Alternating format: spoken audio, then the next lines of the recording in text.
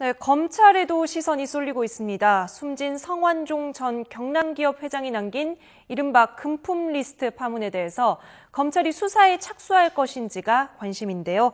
성 전 회장의 장례 절차가 마무리되는 내일쯤부터 검찰의 수사 여부를 결정지을 물증 확보 작업이 본격화될 전망입니다.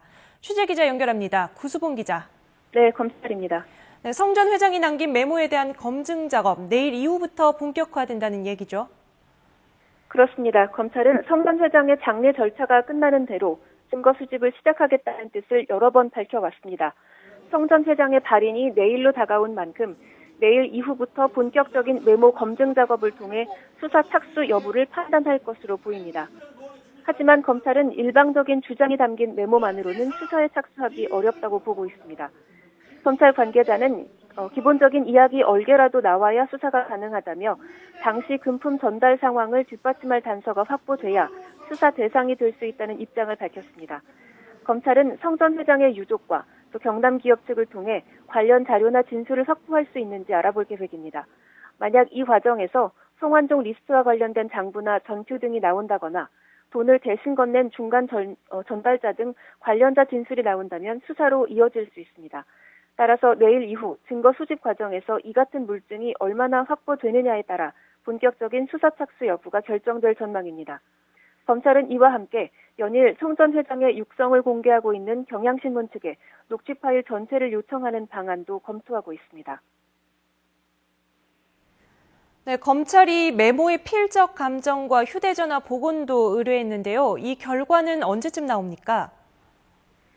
네, 어제 검찰이 대검찰청에 의뢰한 메모 필적 감정과 휴대전화 복원 결과는 이르면 이번 주 초에 나올 것으로 보입니다. 메모의 경우 이미 평소 성 전 회장의 필체와 유사한 것으로 알려져 있기 때문에 뜻밖의 결과가 나오진 않을 거란 전망이 높습니다.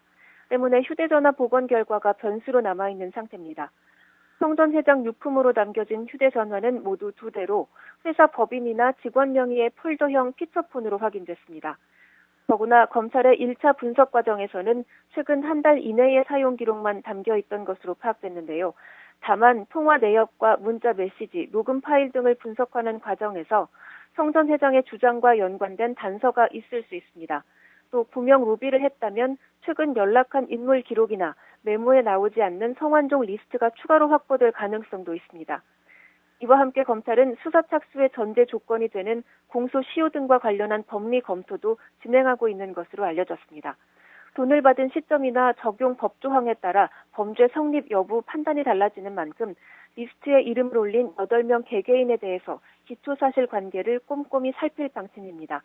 이와 관련해서 검찰총장이 성완종 수사 관련해서 간부회의를 소집한 상태이기 때문에 이 내용 결과도 관심이 쏠린 상황입니다. 지금까지 검찰에서 YTN 구수본입니다.